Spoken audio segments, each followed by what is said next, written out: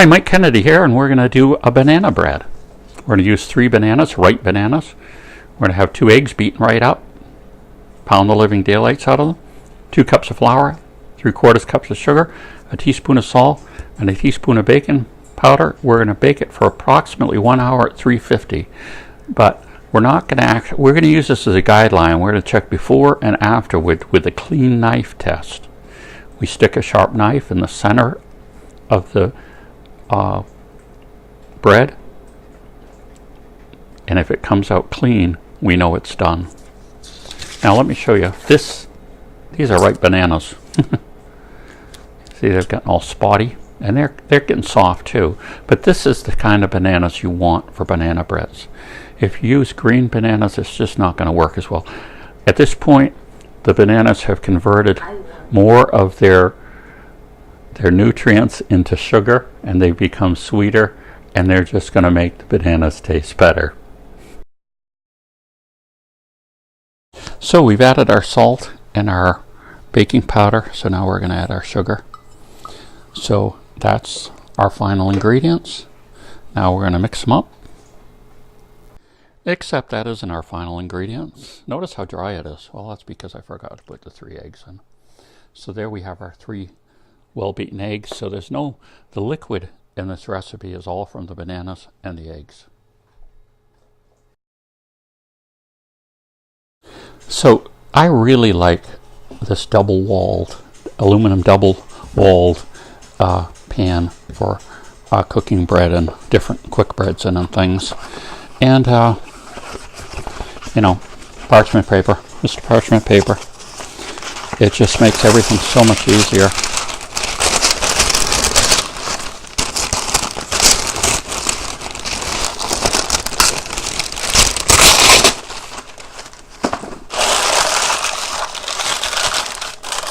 Just put it in there.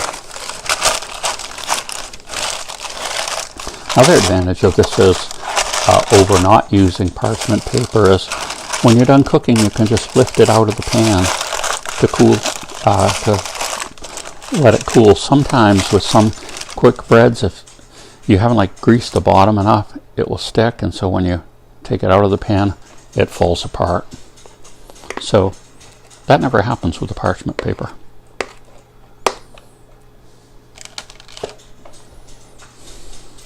I love this little tool too. It's kind of a combination of spatula, but it's scraper type thing from Good Cooks.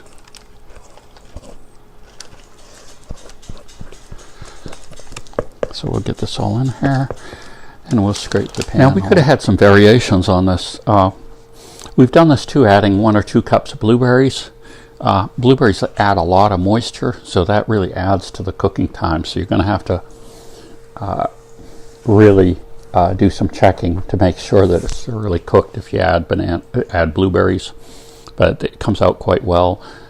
We use a small Maine blueberry, wild blueberries as I call them. And also a lot of people will put walnuts in this, and it works. There's a variety of things you could do, but walnuts is the most common, and probably blueberries is the most odd. So in it goes at 350 degrees for an hour, or we can speed up things with our convection oven, and it will probably take about 3/4 of the time to cook. Okay, so here we are at our point where we've taken it out of the oven, and we're going to check it. So we make the knife go all the way down in, pull it out, and the knife is clean. So our banana bread is done. Why that's important to do is because I've got a double-walled pan that can change it. I could have used my this other bread pan that I'll just show you kind of is taller and different shape. You use a flatter pan, the cooking time will be different. That's why the clean knife test is so good. If it's a recipe that you can judge by that, definitely do it. Then you don't end up overcooking your food. You don't end up undercooking it and it being kind of doughy in the center either. So look at this. Comes right out. Of course, that pan is very, very hot.